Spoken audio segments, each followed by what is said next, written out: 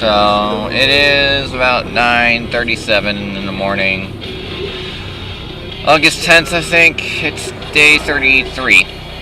I should be actually 100%. I'm almost 90% right on this one right now. I believe I'm 90% right, I should say. I should rephrase that. Got the morning shift for work, which sucks ass. I am not a morning person. I would rather be asleep right now, truth be told. But yesterday I got home. I'm probably a bit of a repeat at this point, but worked 10:45 to 7 o'clock yesterday. Long day after a series of days off and short days. And my body was like, hey, what are you doing to me? I'm not used to this. You know, I'm gonna make you hate your life. And my feet and legs were just like, oh God, why? So that was my body's form of payback, I guess. But sleep is all you need, maybe. I don't know. Fuck, what am I saying? I'm still tired as hell. But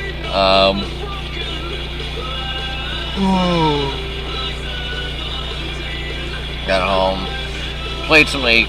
I figured out this morning that if I win, I think at least 3, at most 4 more games in a row, I will be Silver 3, and that much closer to Gold.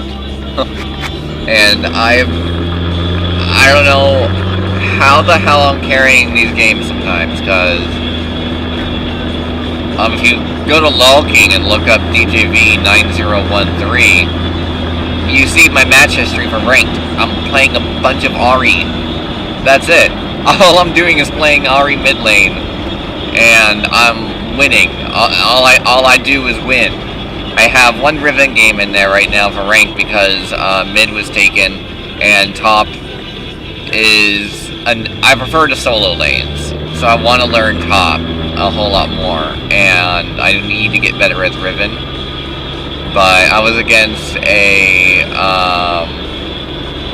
Karma top, and so that was an interesting matchup because Karma can just fucking machine gun spells, it seems.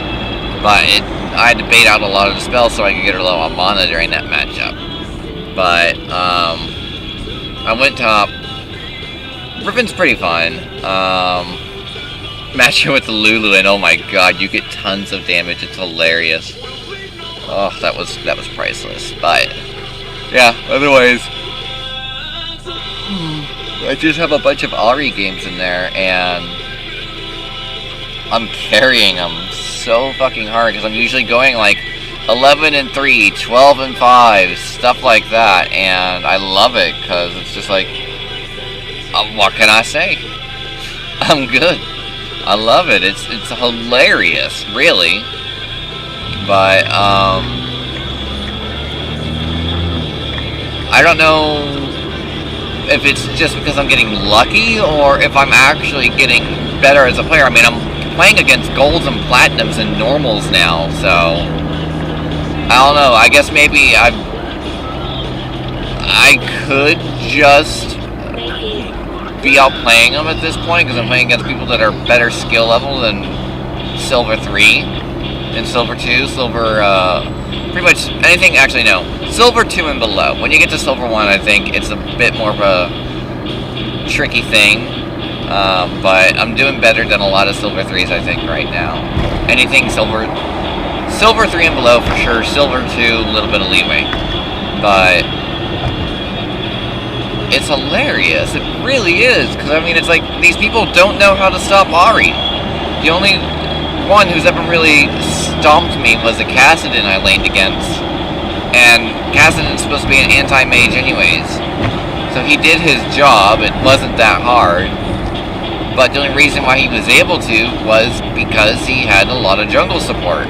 I put so much pressure on him, and I kept the jungle mid lane the whole game until it went to teamfight phase. When it went to teamfight phase, I was 0-5. I died 2 more times, and then at the end of the game, I ended up going like 11-7. Because during teamfights, they were like, oh, Ahri has no damage. And I'm like, yes, I do. I farmed up the entire time. I kept killing wraiths and whatnot. I have gold. I have items. I'm not someone you can simply ignore just because you shut them down in laning phase. And I don't think a lot of people understand that fact. It's like, oh, I shut them down in laning phase. There's nothing they can do. If you let them free farm, oh, trust me, there's plenty they can do. Because for every 20 CS, it equals roughly a kill. So, I mean, unless you constantly kill them, constantly deny them farm, when it comes to teamfight phase where they have less than around 50 CS, I don't think you can neglect them. Because if they're smart, they won't have just tried to stay in lane. If you get shut down in lane, what you need to do is go into the jungle, and if you're top lane, take the golems. If you're bottom lane, take the wolves or something. If you're mid lane, take the wraiths. I mean, it's not going to kill your jungler. And most of the time, they normally don't care. And if they don't care, just say, hey, I got shut down on lane, I need some extra gold somewhere because I can't get it from lane. And don't do it anytime that you have your lane pushed to your tower. I mean, when you recall and you're heading back to lane, cut through the jungle. It doesn't take that long. It takes maybe an extra 15 seconds. If your mains are pushed to their tower, by the time you get back to your tower, it's going to be roughly equalized around the center, if not a little bit more towards your side, which is what you want, preferably anyways, when you are on the defensive. Because you want your jungler to have a better position to come and gank bot lane. So, that's just theory crafting for you, though, and I don't think a lot of people understand that. I mean, seriously, it's not that hard to comprehend, really, on, hey, I'm behind, I need another term to gold, where can I get this? You can even build GP5 items if you want. Jesus Christ, it doesn't hurt. I mean, especially if you're AD carry. Build Avarice Blade. Oh my god, if you build that early, you can get such a good gold advantage just from CS, just from last hitting. And the gold generation it gives. And that's just me. But, yeah. So I'm about to go to work. About to pull into the parking lot and go sell my soul. Possibly have more later.